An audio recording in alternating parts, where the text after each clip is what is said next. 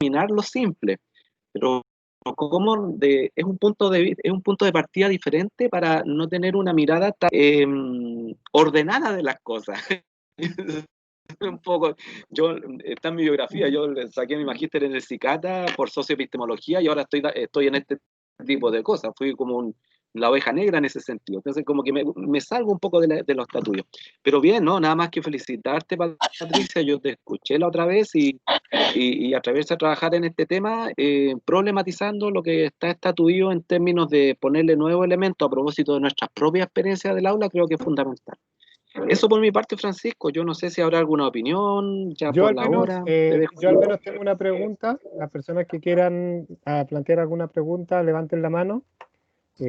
Ahí aparece Nicolás, aparece Benjamín. Así que, pero quiero partir inmediatamente con una pregunta para los dos, que efectivamente estamos inmersos en una jornada en la cual estamos trabajando en conjunto con la educación diferencial. Y efectivamente hay algunos trastornos, algunos estilos de aprendizaje, dificultades asociadas a las necesidades educativas especiales, tanto transitorias como permanentes, que hacen desencadenar de una manera distinta las emociones. Hay niveles de frustración que son explosivamente mucho más rápidos según la necesidad educativa especial. Y hay algunos que son más contenedores de sus propias emociones y aún así dialogando, pues es difícil identificarla. Yo no sé si Patricia o Jorge, vamos a hacer esta modalidad como hay dos preguntas más, vamos a quizás escuchar las dos preguntas, ustedes toman nota y por ahí puede haber un círculo un poquito más argumentativo de parte de ustedes y más completo. Entonces, ¿qué pasa con el mundo de la educación diferencial y las emociones a nivel de la complejidad evidencial y lo que tú expusiste, Patricia, con autores que yo también los conozco muy bien? Como te decía, Gustavo fue mi asesor de tesis y por ahí, analizando el conocimiento, quisimos tener un atrevimiento en ver las emociones en el MTCK y terminé haciendo un análisis temático de datos que son elementos que se ocupan mucho dentro del dominio afectivo. Pero ¿qué pasaría cuando explotan las emociones a nivel de estas necesidades educativas especiales? ¿Cómo se comportaría el dominio afectivo? ¿Tendría cierta variación? Tiene otros elementos para complementar. Entonces, le doy el pase ahí a Nicolás para que plantee su pregunta, a Benjamín para que plantee su pregunta, y por ahí tanto Patricia como Jorge nos dan su visión y hacemos un cierre de la jornada. Bueno, antes que todo agradecer a Patricia por la disposición y también a Jorge también por tomarse el espacio para poder de cierta manera insertar esta línea de trabajo en la formación de profesores. Yo en lo particular conozco poquito porque no es mi línea de trabajo fuerte en relación al dominio afectivo dentro de lo que hace Patricia. Pero mi pregunta va, o sea, es una pregunta muy general. A Jorge, si lo que él ha hecho, o sea, ¿en qué áreas se ha llevado a cabo el trabajo desde el pensamiento complejo, que si mal no escuché, está sobre la base de lo que plantea Edgar Morán? En qué niveles se ha hecho? ¿En profesores en formación? Si es que se ha hecho, ¿en profesores en ejercicio, solo en estudiantes? Eso es como a modo general lo que yo planteo, porque en el caso de la línea o de lo que más conozco sobre lo que trabaja Patricia, sé por dónde se ha hecho trabajo, pero en el caso tuyo, Jorge, lo desconozco, así que eso por mi parte. Gracias. Gracias, Nicolás. Y sumemos la opinión de Benjamín, o la pregunta o comentario, Benjamín. Un gusto saludarte. Hola, profe. Hola, profesor, mejor dicho. Primero que todo, gracias por todo lo que dicen. O sea, sirve caleta para un profesor o sea, para un profe en formación. Entonces, mis preguntas son dos. La primera, usted habló un poco esto de el ánimo sobre cómo los alumnos entran a la clase y que, no sé, pues pueden estar jugando en el computador 2, 3 horas fácilmente, pero una clase con suerte aguantan 40 minutos. Entonces, eh, ¿cómo un alumno, perdón, cómo un profesor puede motivar o como que los alumnos estén como con las ganas y la motivación que están jugando en la clase? Esa es la primera. Y la segunda va también más allá con las emociones y las pruebas. En el periodo como de pre-prueba, porque según mi experiencia como estudiante, me acuerdo que siempre el profesor llegaba, se sentaba y algunas hasta se reían porque decían así como, aquí te vengo a rajar, disculpen el lenguaje, pero aquí te vengo a rajar y si no estudiaste, cooperaste y esta prueba va a estar difícil y todos se van a sacar un rojo. Entonces, uno ya iba mal a la prueba, pero ¿cómo puede un profesor cambiar eso y para que en vez de decir aquí tengo a rajar es dale tu podís porque tú sabís y tú estudiaste? Entonces, esas son como las dos preguntas. ¿Qué tips daría así bien en general, no tan específico? Muchas gracias, Benjamín, por la sinceridad en tu pregunta. Esas emociones están muy acorde con lo que planteaba Jorge y sus transcripciones, que eran textuales, que son transcripciones que son muy poco comunes de ver. Por lo general siempre hay unos ajustes, así que agradecer ahí tu sinceridad. Partamos con Patricia. ¿Te parece, Jorge, que partamos con Patricia? Sí. Ya, Patricia, tienes ahí 2 de las 3 preguntas que están en sintonía con lo que hiciste. Bien, en primer lugar, con respecto a lo que consultabas de educación especial, ¿sí? Yo al menos no tengo en mente que haya alguna investigación sobre estudiantes de necesidades especiales, sobre emociones. Lo que sí hay exploración de aquellos estudiantes que son habilidosos, ¿no? Con matemáticas, son muy buenos en matemáticas. En eso sí. Y por eso las afirmaciones de cómo administran las emociones aquellos que son buenos en matemática y aquellos que no. Por eso prestarle atención, pero no con el tema de alumnos con necesidades especiales. Sin embargo, lo que sí hay es recopilación de exploración de los docentes en formación, ya sea que después se dediquen a educación primaria, ni educación inicial o cualquier nivel sea o sección, no sé cómo lo llamarían ustedes, luego en que tenga que ejercer. Eso sí, docentes en formación. Esa parte de mi respuesta, sigo con las demás respuestas a las preguntas, completo los demás.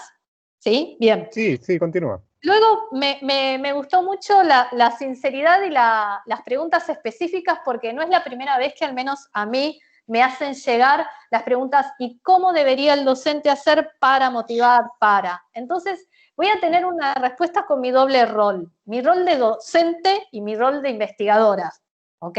Mi rol de investigadora reforzó mis decisiones docentes en muchos aspectos, no solamente interiorizarme en distintos modelos didácticos para estrategias de enseñanza, para diseños de dispositivos de enseñanza, dispositivos de evaluación y demás, sino en especificidad con la aparición de las emociones, las del docente, las que puede provocar en el alumno y todo lo que tiene que ver con el afecto, ¿no? Obviamente que un docente, por eso voy a la propuesta de que estoy convencida de que dentro de la formación docente de todos los niveles tiene que estar el conocimiento de lo afectivo, de lo emocional, porque el docente tiene que saber que frente a un alumno que va a rendir un examen no le puede decir lo que le acaban de decir recién, no puede decirle eso a un estudiante, lo está frustrando de antemano, le está provocando una reacción que va a ser negativa y que puede jugar en contra en el momento que tenga que demostrar sus destrezas con ese saber matemático que lo están evaluando. Es importante. Ahora con Jorge nos vamos a unir y vamos a hacer un equipo en donde vamos a salir a convencer a todo el mundo que es importante que en la formación de docente se sepa lo que se sabe hasta el momento, que se sigue investigando sobre el afecto, sobre las emociones. Más allá de la mirada que se tenga, pero que es valioso. El profesor tiene que manejar ese conocimiento. Con respecto a las motivaciones, las investigaciones dicen que la motivación del estudiante tiene mucha relación con las emociones que experimenta el docente, porque el docente va creando, a partir de lo que experimentó y la valoración, su desempeño. Entonces, si el desempeño va creando, como se mostró en una de las diapositivas, un clima de clase que sea favorable al aprendizaje, y ahí va a salir la motivación del estudiante. Y si tengo que hablar como docente de adolescentes, me van a ver que me muevo un poquito porque se me está acabando la batería, voy a enchufar esto antes que se me corte. Es primero que el docente, dentro de su formación, debería acceder al conocimiento que eso ocurre en donde el tiempo de atención del estudiante va a tener un límite, en muchos de los casos, eso ocurre, es un hecho. Primero entender lo que puede ser así. Y ahí empieza esto que se propone con el manejo, la administración de la clase. Si vemos qué ocurre, mi recomendación, mi actitud sería, primero reconocer que eso puede pasar. Y a partir de reconocerlo y a partir de ese primer paso, luego empiezo a tomar decisiones. Una buena decisión es, si reconozco que va a pasar, en cuanto lo detecto, les doy un minuto a todos, hago una pregunta que, mientras que vea que no interrumpa el razonamiento matemático que se está llevando a cabo, trato de llegar y no cortar, ¿sí?, en seco en un momento que es crucial. Pero cuando empiezo a detectar como docente, tengo que empezar, bueno, a ver, cortemos un poco, nos tomemos un minuto, ¿cómo andás? ¿Cómo te fue? ¿Todo bien?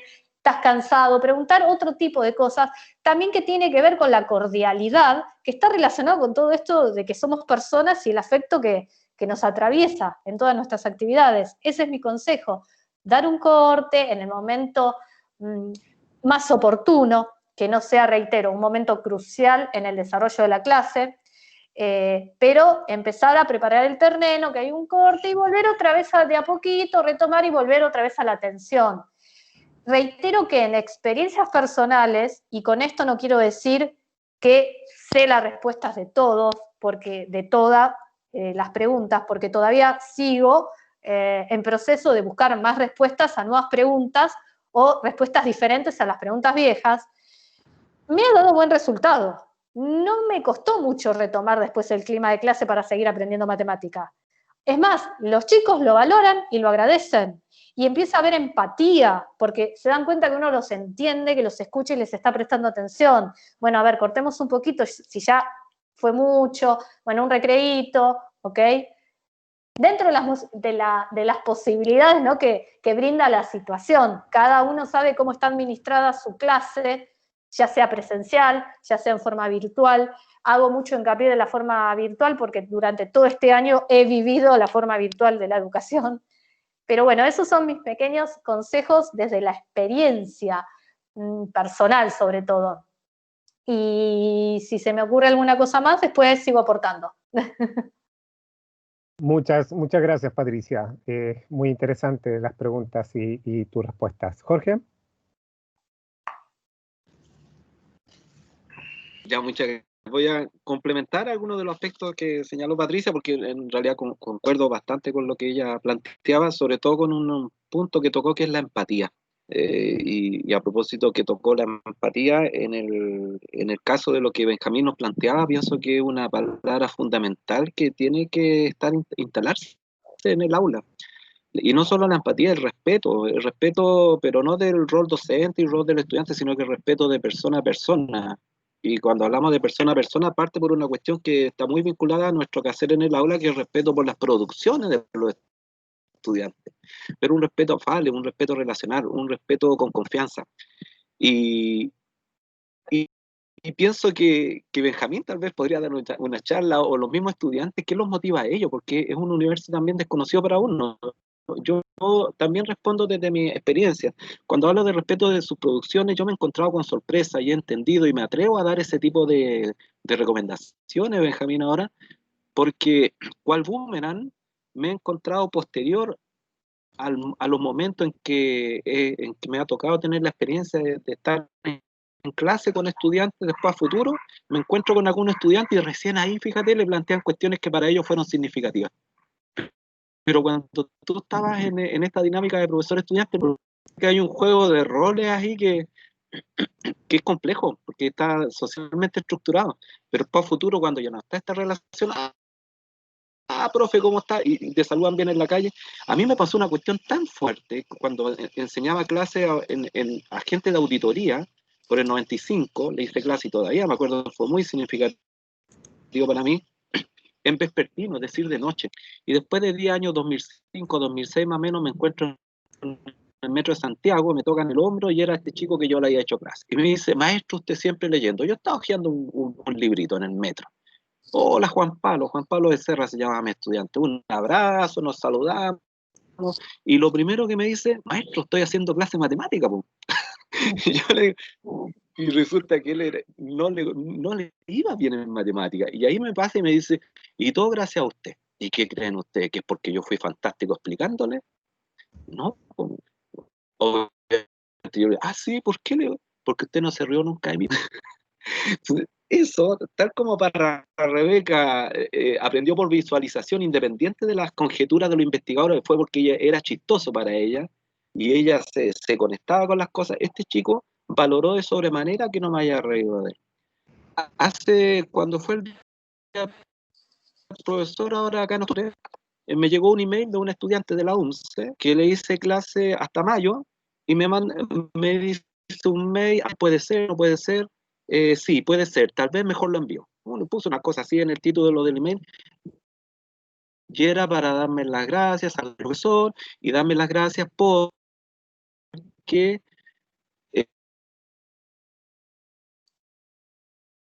en el contexto de pandemia, fíjate que nosotros vamos a solucionar este tipo de cosas. Y resulta que lo que le hizo sentido a esta estudiante, estaba muy motivada, era porque, gracias, profe, porque usted entendía que a veces nosotros estábamos estresados. Gracias porque movía un poquito el horario. Gracias porque daba plazo para tal y tal cosa. Entonces, esas cuestiones que muchas veces, y aquí no sé, me imagino que estarán de acuerdo varios de los docentes que estamos aquí en línea a lo mejor, y lo voy a decir en palabras bien a la chilena, que para muchos docentes no es el muñequeo de los estudiantes. Cuando uno cambia el chip y va transformándose en creer a los estudiantes que si te están solicitando algo es porque realmente hay un rollo fuerte detrás, puede que haya un rollo, y entre que sea y no sea muñequeo, ya ni siquiera yo la pienso ni arriesgar o no arriesgar, le creo. Y eso de alguna manera siento que se comunica, te genera un ambiente diferente. Entonces, eso por un lado, Benjamín, yo creo que va entrelazado y es una corresponsabilidad también de cómo nos desmovilizamos esta de cultura de juego de roles. Y para los futuros profesores también lo mismo, no olvidarse nunca de los dramas que tuvimos cuando éramos estudiantes. ¿Ya? Por ahí va mi recomendación y espero responder a Benjamín.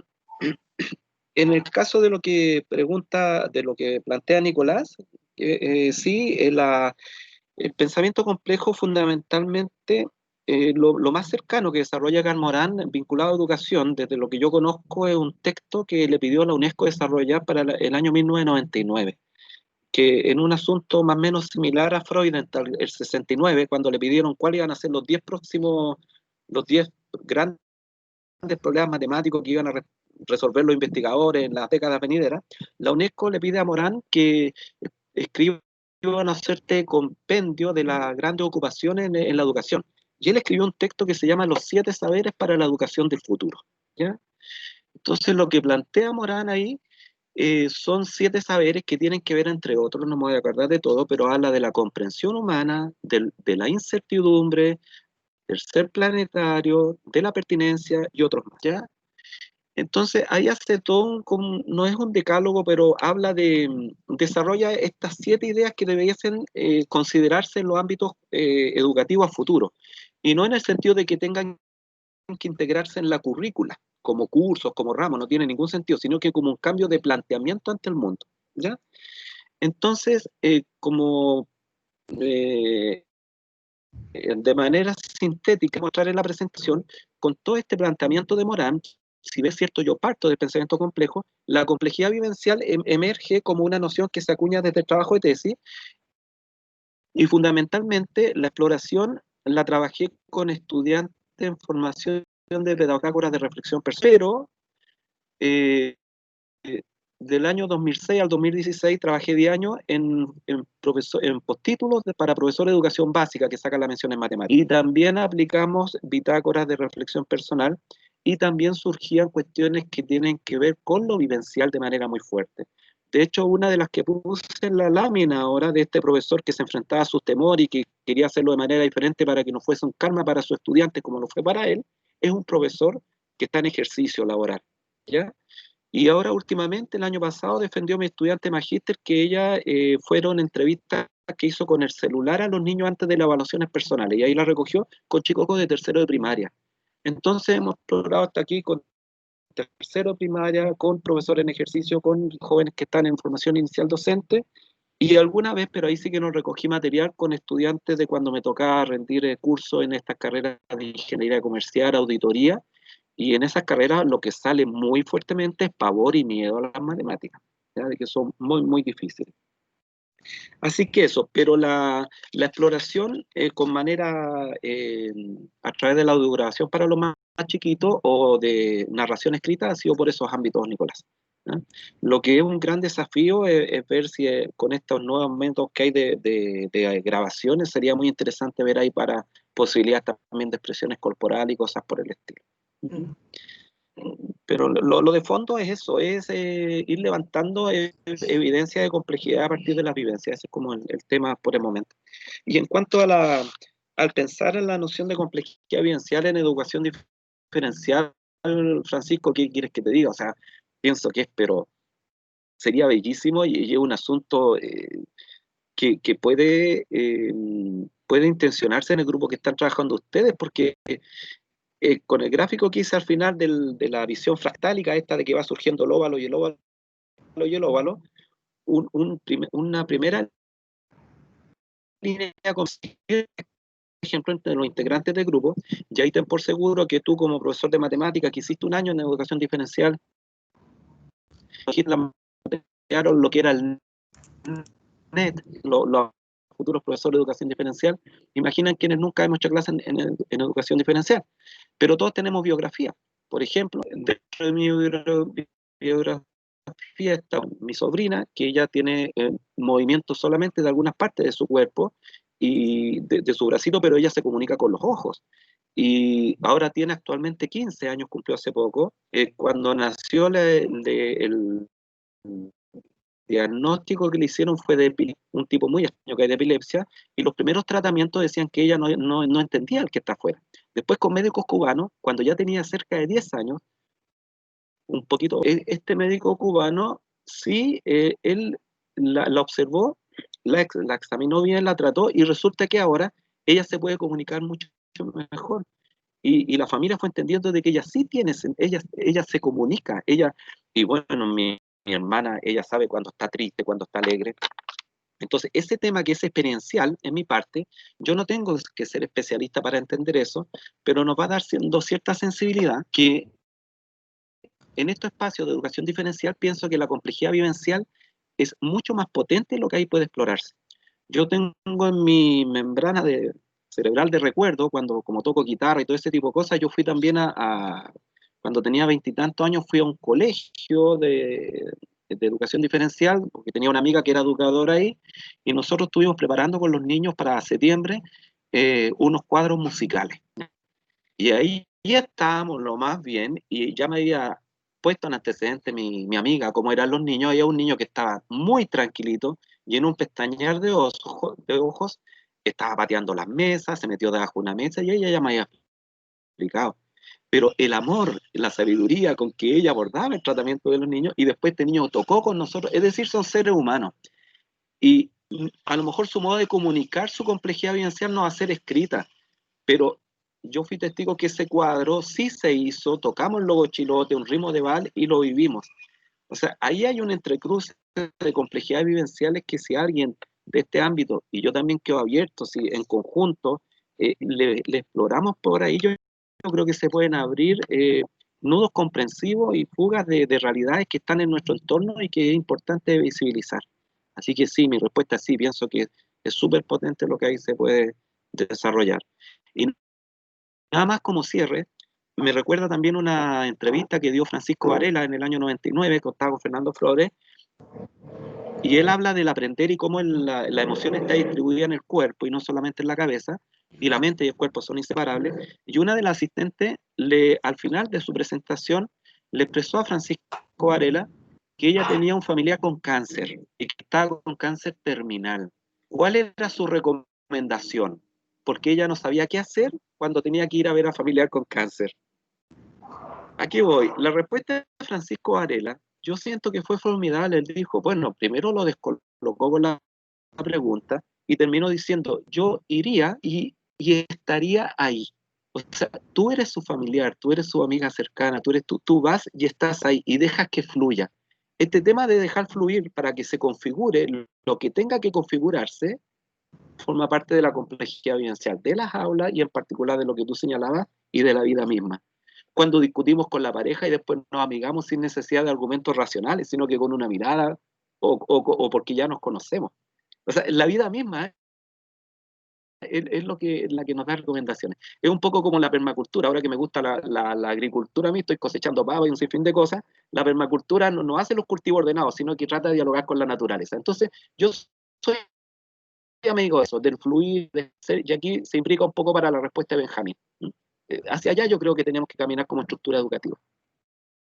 Sí, efectivamente, Jorge, tu aporte es fundamental, el de Patricia igual. La idea es que poco a poco nos vayamos asumiendo este rol de trabajo colaborativo e ir insertándonos más en cómo conocer nuestra aula diversa.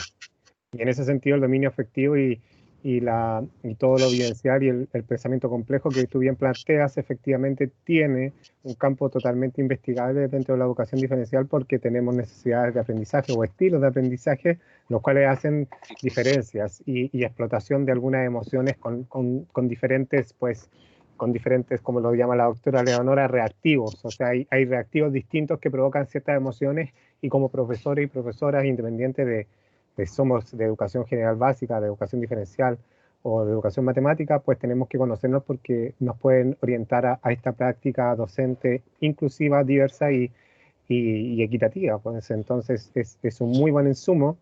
Yo comentarles al resto de las personas que aún estamos acá, que ya nos pasamos en 1 hora 20, pero es que la jornada ha sido muy, muy enriquecedora, decirles que como grupo de investigación estamos dispuestos a hacer redes, aparte del grupo, generar redes de trabajo colaborativo. Si se quieren acercar al grupo, pueden hacerlo.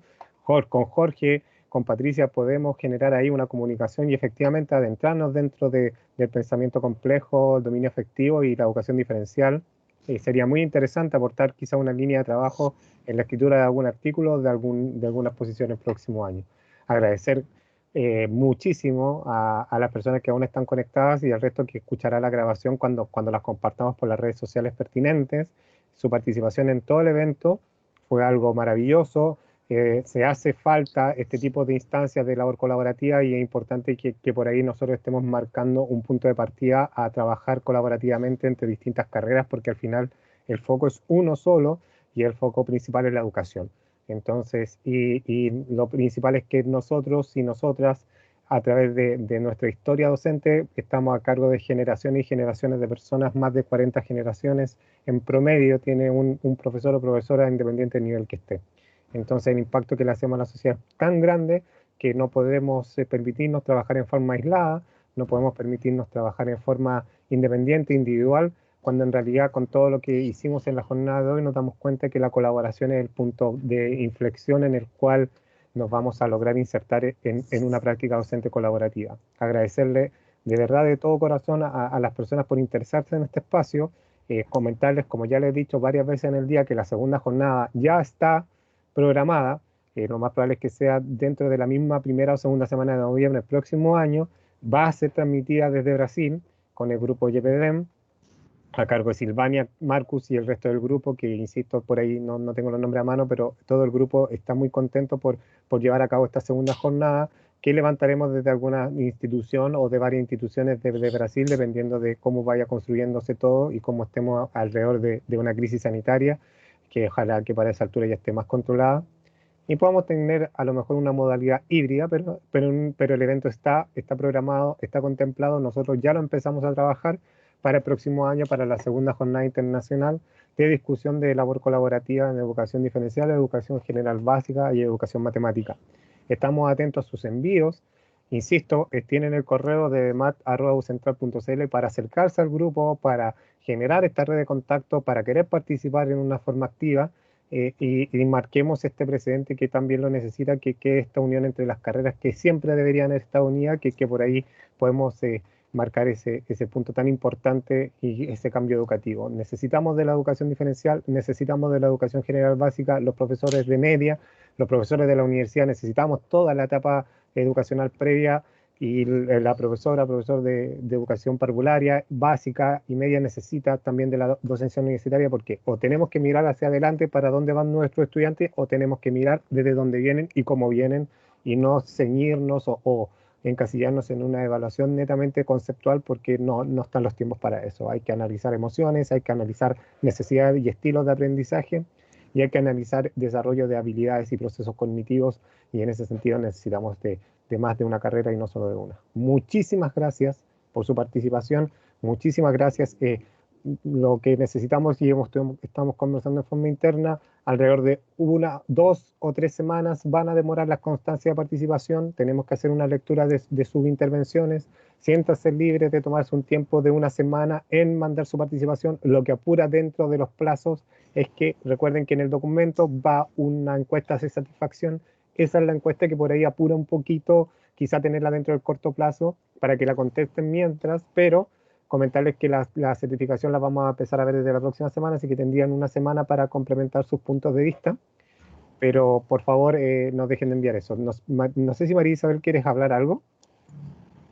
No, ¿O tiene el micrófono abierto? Sí, no, sí, justamente era para despedirme nomás eso.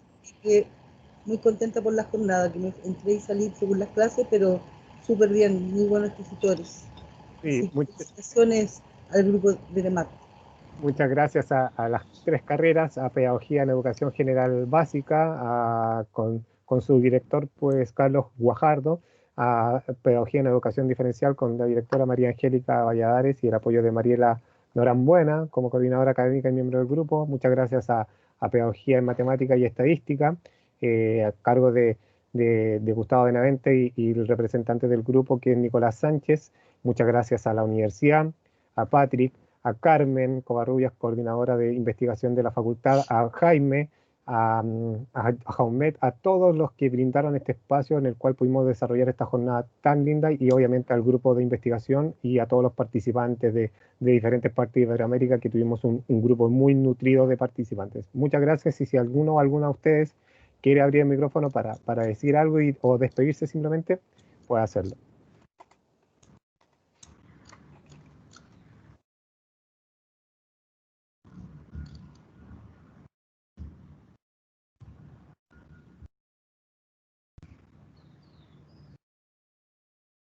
Me parece no, Francisco. Nos vemos en una próxima jornada. Que estén todos, todas muy bien. Chao, chao. Hasta la próxima jornada, todos. Muchas gracias. Nos vemos. Nos vemos, Silvania. Gracias por todo. Gracias a ustedes. Gracias. Un saludo a todos. Muchas gracias. Que estén muy bien. Chao, Un chao. saludo Chao, desde el Cleo, sur. Liz. Que estén muy bien. Saludos, Silvania. Saludos, Muito Patricia. obrigada. Hasta. Gracias, gracias. Nos vemos. Bye, bye. Chao. Chao, gracias.